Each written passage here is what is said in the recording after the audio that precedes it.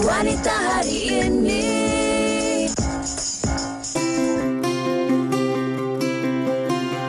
Tahap kesedaran yang rendah dan sering dianggap sebagai sesama biasa antara faktor masalah kesihatan seperti resdung seringkali diambil mudah. Sinusitis atau lebih dikenali sebagai resdung mampu menyebabkan jangkitan sehingga ke mata dan otak jika ianya berada pada tahap yang kronik dan tidak dirawat. Berdasarkan laporan kes-kes yang pernah berlaku, ada di antaranya yang menghidapi resdung telah menyebabkan berlakunya buta sebelah mata, menghidapi bara hidung serta mengalami sakit kepala yang berpanjangan. Biarpun ramai yang menganggap resdung ini seperti sakit biasa, namun ianya sedikit sebanyak dapat memberikan kesan yang buruk dalam jangka masa yang lama. Antara simptom awalnya adalah seperti hidung tersumbat, sakit yang berpanjangan di bahagian hidung dan keluar lendir yang berwarna hijau yang berbau busuk. Walau bagaimanapun, masalah resdung ini masih boleh dirawat jika ianya tidak dibiarkan begitu lama serta bergantung pada tahap jangkitan seseorang itu sendiri. Persoalannya, apakah resdung ini mampu mengancam nyawa seseorang? Bagaimanakah cara terbaik dalam mengawal serta mencegahnya? Persoalannya, adakah resdung ni mampu mengancam nyawa seseorang? Dan banyak lagi persoalan-persoalan lain bila kita bercakap tentang resdung.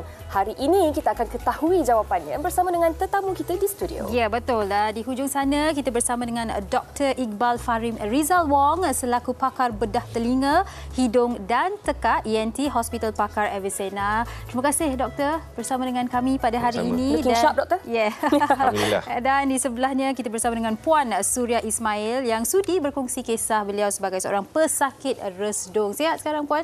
Alhamdulillah. Okey, baik. Baik. Suki, untuk memulakan perbincangan kita ni kan, saya rasa walaupun terma resdung tu sering kali kita dengar dalam masyarakat kita, kena resdung lah, maafkan strong stress itu kan. Tetapi mungkin secara orang kata lebih terperinci, Dr. Iqbal boleh terangkan apakah itu resdung? Okay.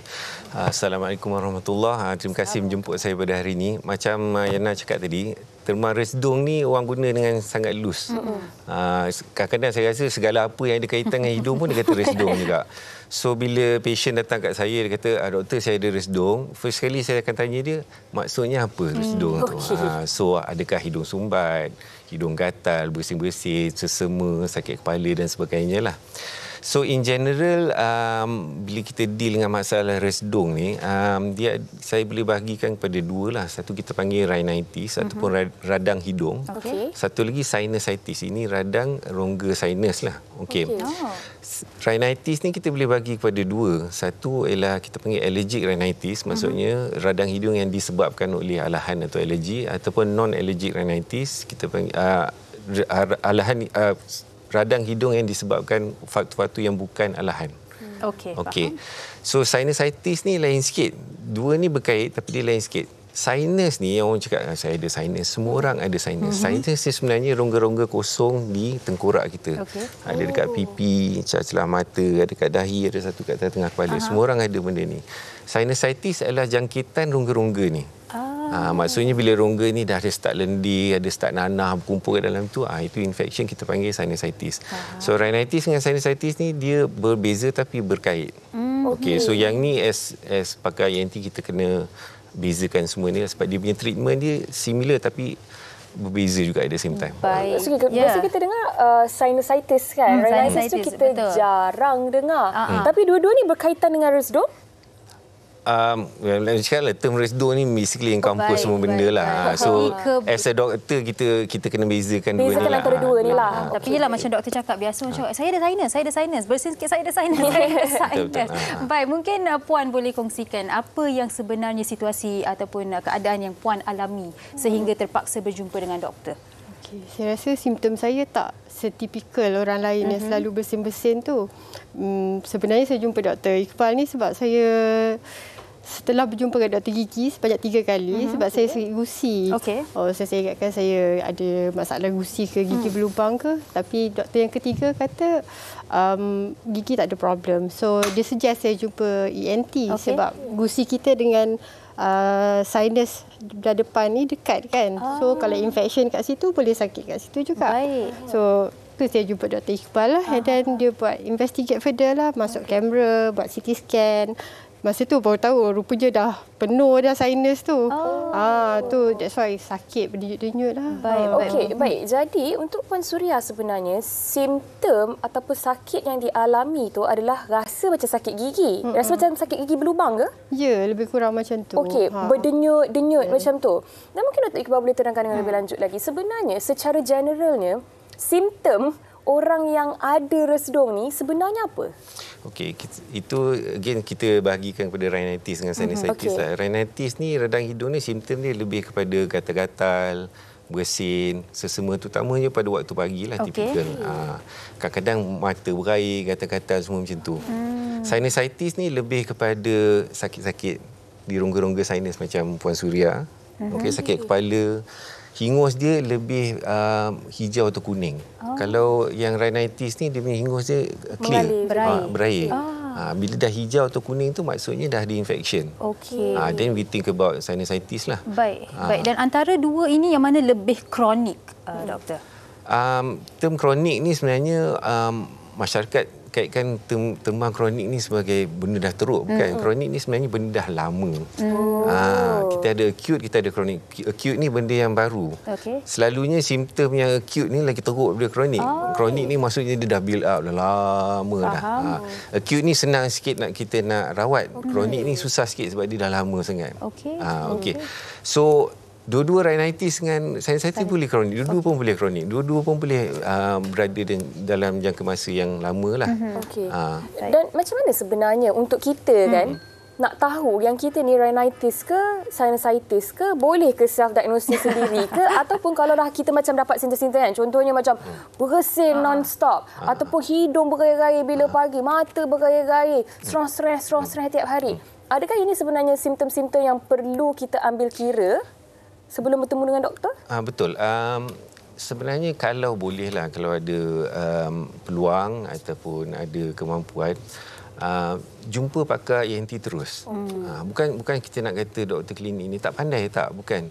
Sebab sebagai pakar ENT kita ada alatan-alatan yang khas. Saya ada kamera, saya boleh tengok dalam hidung. Lepas tu kita buat CT scan dan sebagainya. So memang kalau you jumpa doktor, kata doktor saya ada kata hidung, sumbat hidung, doktor kata maybe sinus, mungkin dia try ubat. Tapi kalau dah try ubat sekali dua tu tak elok juga, jumpa pakar. Dan kita boleh make sure betul ke ni sinus. Kalau sinus pun kita tengok apa punca dia, hidung bengkok ke, ada polip ke dalam hidung, ada kanser ke, benda semua ni kita boleh tahu kalau you jumpa pakar. So saya nasihatkan jumpa pakar seawal yang boleh lah. Dia lebih terperinci lah bila berjumpa dengan seorang pakar. Baik, bagi Puan Suria sendiri, selain daripada sakit gigi, gusi tadi tu, tidak ada apa-apa simptom yang lain? Dia mengganggu aktiviti harian saya. Sebab bila dia dah sakit tu kan, bila kena matahari, silau. And then sakit kepala tu on and off adalah. So sangat tak selesa lah. Baik, dan Puan terus berjumpa dengan pakar, tidak pergi ke klinik dan sebagainya lah? Sebab saya memang ada alergi. So saya biasanya kalau gatal ke sakit, saya dah standby ubat. So bila simptom tu hilang, kita tak adalah nak jumpa further kan. Tapi but this one dah makan ubat pun dia keep on coming kan. Asyik datang balik. So I think kena jumpa pakar lah. Baik, dan berapa lama dah ni sepanjang mula rasa alergi, rasa sakit gigi tu berapa lama? Alergi tu memang dah dari dulu ada. But dia sakit tu I think sebulan dua macam tu. Baik, dan pun ada buat allergy test? Initially tak ada sebab saya punya alergi yang teruk pada ubat biasanya. Pada makanan ke, habuk ke tak teruk sangat. Tapi after buat operation, saya sampai kena buat operation, saya rasa saya buatlah allergy test tu sebab saya tak nak benda ni berulang. Benda ni kan boleh berulang kan.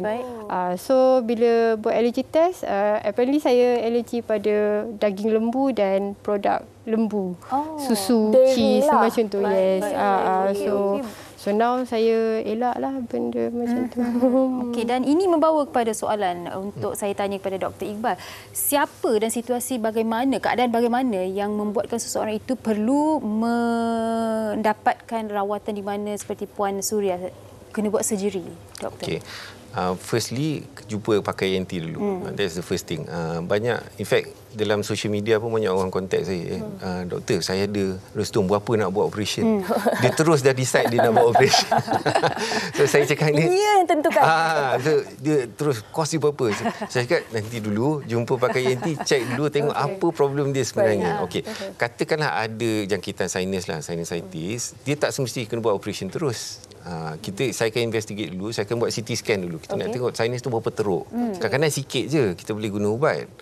Kadang-kadang teruk pun kita boleh guna ubat dulu. Usually saya akan try dulu dengan spray hidung, antibiotik dan sebagainya untuk seminggu 2. Kalau tak elok juga, then we think about lah nak buat operation. Tapi bukan terus-terus nak buat operation. Tapi lepas buat operation tu, adakah dia akan potensi untuk resdung tu ada balik itu? Ada ke tidak? This is one thing yang saya selalu terangkan kepada pesakit saya lah. Just because you buat operation doesn't mean lepas tu you takkan dapat masalah sinus dah ataupun you tak payah guna ubat dah. Okay, you still kena guna ubat lepas operation. Operation sinus ni ada 2 objektif. Satu, kita nak buka you punya sinus dan kita nak cuci sinus. Second thing, bila you punya sinus dah buka, dia punya drainage dia lagi elok. So kecenderungan nak dapat masalah sinus tu akan kurang sikit. Satu lagi, bila dia dah buka, bila kita guna spray, dia lebih efektif sebab spray tu naik ke atas sini. Tapi kalau hidung you asyik sumbat, dia sampai sini tak masuk. So ubat tu lebih kurang efektif. So bila dah lepas operation, kita kasih spray for a period. Bila dah stabil tu baru kita stop ubat tu. Okey, dan doktor, ada orang kadang-kadang dia memang dah tahu dah disahkan oleh doktor ada sinus, tapi berbau bila mereka berdiri di sebelah kita pun ada bau, dan ada orang kata mungkin ada ulat kot kat dalam tu. Betul ataupun tidak, doktor? Ulat tu tak betul lah. Tapi yang berbau tu yes, kalau dah ada masalah sinus yang kronik, maksudnya dah lama, sudah ada nanah banyak berkumpul kat dalam ni dah lama, boleh mendatangkan bau busuk lah, nafas busuk dan bau hidung busuk dan sebagainya. Okey, baik doktor. Dan Sugi, Puan Suria, tadi Sugi ada cakap tentang ulat dan sebagainya kan. Untuk Puan Suria sendiri, ada tak sebelum bertemu dengan doktor memilih untuk rawatan alternatif dan sebagainya? Sebab apa tak doktor? Sebab kalau kita bercakap tentang resdung ni, antara rawatan-rawatannya adalah rawatan asap. Lepas itu ulat-ulat keluar. Dan bila mungkin orang kita lihat perkara ini, maknanya resdung tu dah keluar. Dan ini yang membuatkan lebih ramai orang untuk memilih option pergi untuk rawatan alternatif ni berbanding bertemu dengan doktor, apatah lagi pakar yang sebenarnya memang boleh tengok betul-betul keadaan di dalam rongga-rongga tu. Okey, secara jujur ni saya dah ada dalam bidang ENT ni dekat 16-17 tahun. Saya pernah tengok ulat sekali je. Dekat mana tu? Itu pun dalam kes pesakit kanser. Sebab ulat yang kita cakap ni ialah actually maggots, kita panggil lah, ulat sampah. So ulat sampah ni dia makan tisu-tisu mati. Okey. So kalau sakit kanser hidung dan sebagainya, so dia ada tisu-tisu mati, so ulat-ulat ni makan. Kalau dalam masalah sinusitis jarang sangat, melainkan ada masalah jangkitan kulat yang sangat teruk sampai ada tisu-tisu yang mati kat sana, yes you can get. Tapi kalau setakat infection bakteria, so far saya tak pernah tengok lagi ulat tu lah. Selalunya orang yang advertise online buat rawatan tradisional ni, dia dapat satu video macam tu, bukan video dia pun, ada video orang lain, dia guna tu as if semua orang ada, tapi it's not the case lah. And of course bila kita jumpa orang yang menjalankan rawatan tradisional ni, macam ni cakap lah, dia asalkan ada simptom hidung sikit, semua resdung. Semua dia buat benda sama juga. And surprisingly is, saya tanya pesakit-pesakit saya yang pernah buat rawatan macam ni, bukan murah. Kos rawatan ni sama macam jumpa saya je. So saya pun fikir, kenapa you nak jumpa rawatan tradisional dengan kos RM400-500. Saya punya charge pun tak banyak macam tu. Rather than jumpa seorang pakar yang kita boleh make sure diagnosis tu betul. Betul. Dan maaf saya mencelah sikit. Doktor, ada tak, Puan Suria, ada tak bahayanya sekiranya mendapatkan rawatan tradisional semata-mata tanpa berjumpa dengan doktor dan mendapatkan diagnosis yang sebetul-betulnya? Bahaya tak kalau berjumpa dengan orang yang membuat rawatan tradisional terus dan berterusan? Of course, sebab bila orang yang rawatan tradisional ni, dia punya diagnosis berdasarkan andaian dia saja. So kalau katalah betul-betul just simple sinusitis, kadang-kadang dia kasih air garam sikit cuci, kadang boleh clear, insya-Allah lah. Tapi kalau benda tu kanser for example, dia mana tahu kat dalam hidung, dia tak nampak. So duk berawat macam tu berbulan-bulan tak baik-baik, pada time dia jumpa pakar dah kanser tu dah menghibak ke mata-mata tempat. So saya nasihat, tolong jumpa orang yang bertauliah yang ada kepakaran dalam area itulah. Okey, baik. Saya nak tanya Puan Suria. Puan Suria selepas mendapat sakit gusi itu, Puan pun tak tahu mungkin ini resdung. Tetapi dalam keluarga Puan, ada tak sesiapa yang ada masalah resdung ini? Tak ada. Tak ada. Tak ada. Even mak ayah saya pun tak ada alergi. Saya ada alergi lah. Okey, baik. Jangan nak tanya doktor, soalan. adakah penyakit resdung ni penyakit keturunan? Sebab kadang-kadang mak aku ada resdung, aku mesti ada resdung ni. Kebanyakan kalinya bukan, tapi dia punya rate keturunan dia lebih kurang 20 hingga 30% saja. Bukan baik. Kalau mak ayah ada sinusitis, memang anak akan ada, tak semestinya. Okey, tapi doktor, mungkin kita boleh fokus juga pada kanak-kanak kan. Kanak-kanak seawal usia berapa boleh mereka menghidapi masalah sinus ini? Okey, kanak-kanak sinusitis jarang. Dia lebih kepada alahan. Okey. Alergik lah. Alergik, ya. Sebab kita punya rongga-rongga sinus ni in children dia tak develop sangat. Dia selalunya kecil, kadang certain rongga sinus dia tak ada lagi dalam children.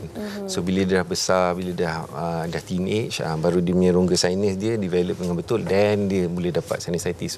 So budak-budak mostly is allergic rhinitis lah kita panggil. So kita cerita pasal alahan ni, dia period yang paling severe alahan ni usually umur 5 hingga 16. Dia 5 hingga 16 dia teruk, lepas tu dia settle down sikit, dan umur 30 macam tu dia naik balik sikit. Bila dah tua dia turun balik. Macam tu ya.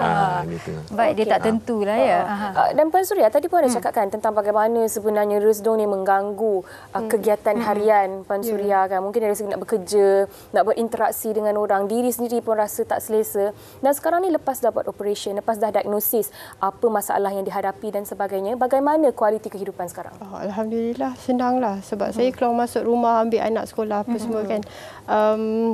Senanglah. I think lepas operation tu seminggu pertama tu je yang tak selesa sikit. Bukanlah sakit, tak selesa sebab benda tu nak baik kan. And then second week tu dah okey dah, macam biasa. Makan pun macam biasa. Senyum sikit? Nampak dah. Tapi memang tak makan makanan yang ada meat dan sebagainya lah. Memang dah dielakkan lah.